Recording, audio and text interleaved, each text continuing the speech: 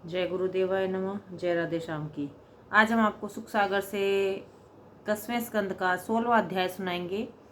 श्री कृष्ण जी का कालिदेश में कूद कर कालीनाग को नाथना।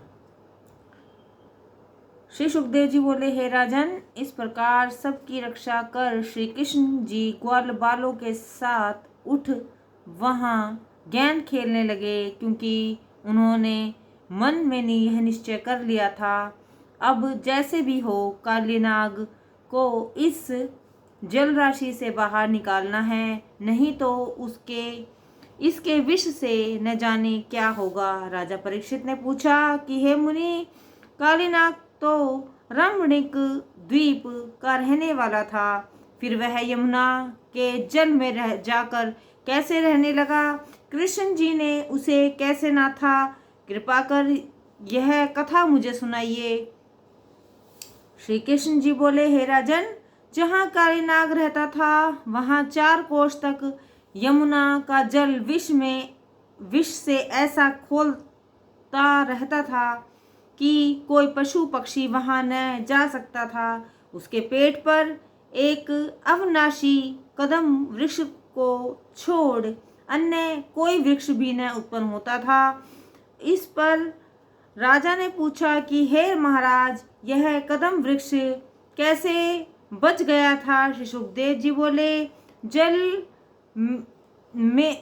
जल एक समय चोंच में अमृत लिए गुरुड़ उस वृक्ष पर आ बैठा था, तब उसके मुंह से जो एक बूंद अमृत उस कदम पर गिर गया था, उससे वह सर्वदा के लिए अमर हो गया। श्री कृष्ण जी ने सोचा, ऐसे अमर वृक्ष के निकट विषधर कालिय का रहना उचित नहीं है। उन्होंने ग्वाल बालों के साथ ले उसी कदम के निकट यमुना तट पर जाकर गेंद खेलना आरंभ कर दिया और स्वयं कदम पर जा चढ़े। उसी समय किसी सखा ने जो नीचे से गेंद उठाकर ऊपर चलाया तो वह उछलकर यमुना जी में जा गिरी। गेंद को गिरते देखकर श्री कृष्ण जी भी यमुना में कूद पड़े और उससे बड़ा गंभीर शब्द हुआ।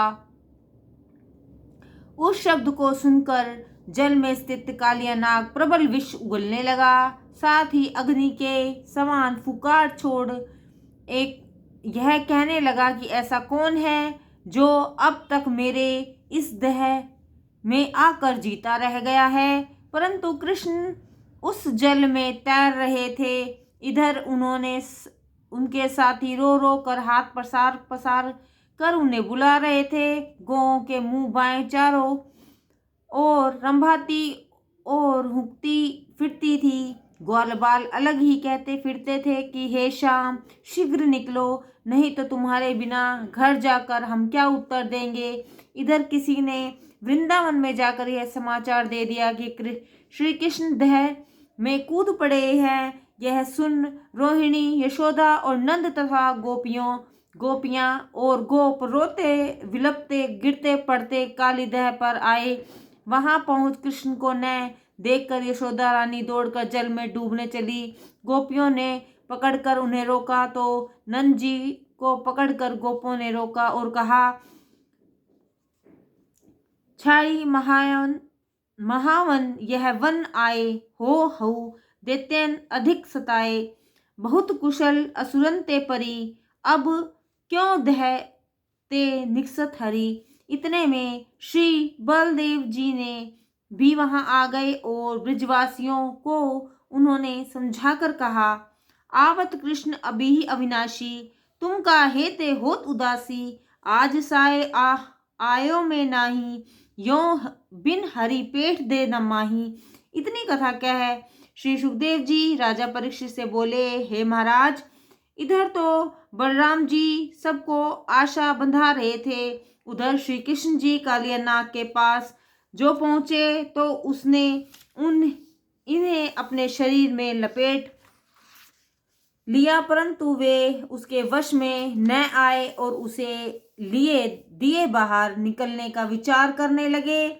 तब जल में उन्हें इस दशा में पड़ा जान ग्वाल बाल मूर्छित होकर गिर पड़े। गौएं गवें चित्रलिखित सी रह गई, आंखों से अश्रुधार प्रभावित करने लगी। अनेकों अपशगुन हुए, पृथ्वी में भूचाल आ गया, आकाश से तारे टूटने लगे और सबकी बाईं आंख फड़कने लगी। इन अपशगुनों से नंदिक और भी घबराए। उन्होंने सोचा अब भगवान की रक्षा करें, परंतु बलराम जी नहीं घबराए, क्योंकि उन्हें श्री हरि के अतुल्य ने पराक्रम भली भांति ज्ञात था और वे जानते थे कि श्री हरि तो कालों के भी काल हैं और उनका कोई कुछ नहीं बिगाड़ नहीं सकता। इतने में जो लीलाधाम भगवान कृष्ण ने नंद, यशोदा और समस्त ग्वाल बालों को आसक्त और दुखी देखा, तो उनके दुख को शीघ्र ही दूर करने के अभिप्राय से अपने शरीर को ऐसा फुलाया कि कालियानाग का वह शरीर जिससे उसने उन्हें लपेट लिया था चूर चूर हो गया और उसमें रोम रोम टूटने लगे। उसका बंधन ढीला हो गया, उसके शरीर में कठोर पीड़ा होने लगी और उसने कृष्ण जी को छोड़ दिया। परंतु अत्यंत क्रुद्ध होकर आंखें लाल लाल कर फुकार मार लहलहाती जीभ निकाल भगवान श्याम सुंदर के आगे खड़ा हो गया और बारंबार इन पर अपने फण चलाता और ये उससे अपने को बचाते। निदान ब्रजवासियों को अत्यंत दुखित तर जान श्री कृष्ण सहसा उचक कर उसके सिर पर जा चढ़े और थेड़ करके कालियानाग के फण पर नाचने लगे। उनके इस कौतुक को देख आकाशवासी देवताओं को बड़ी प्रसन्नता हुई और वे अपने विमान सजा आकाश मंडल में आकर उन पर पुण्य वृष्टि करने लगे, नाना प्रकार के बाजे बजाने लगे। फिर तो थोड़ी ही देर में 100 फणधारी कालियानाग भगवान के अपार बोझ से शिथिल पड़ गया और मुंह से रक्तवमन करने लगा। उसकी आंखें बाहर निकल आई, वह मूर्छित हो गया। फिर भी कृष्ण जी उसके मस्तक पर नाचते ही रहे। उनके इस तांडव नृत्य से कालियानाग के कण कण टूट गए और उसके शरीर की हड्डियां चूर चूर हो गई। फिर तो श्री कृष्ण जी को भगवान समझ वह मन सहित उनकी शरण हुआ और उसकी स्त्रियां भी अपने अपराधी पति को छुड़ाने की इच्छा से अपने छोटे छोटे बच्चों को आगे कर त्राही करती हुई कृष्ण जी के शरण में आई। कहा तो वही नागिने पहले श्री कृष्ण जी को कालियानाग से डराती धमकाती थी और अब वे उन्हीं बलि भगवान की स्तुति करने लगी। उन्होंने अनेक प्रकार श्री कृष्ण जी की स्तुति की और कहा, हे प्रभु, आप कृपा करके सागर और दया के धाम हैं।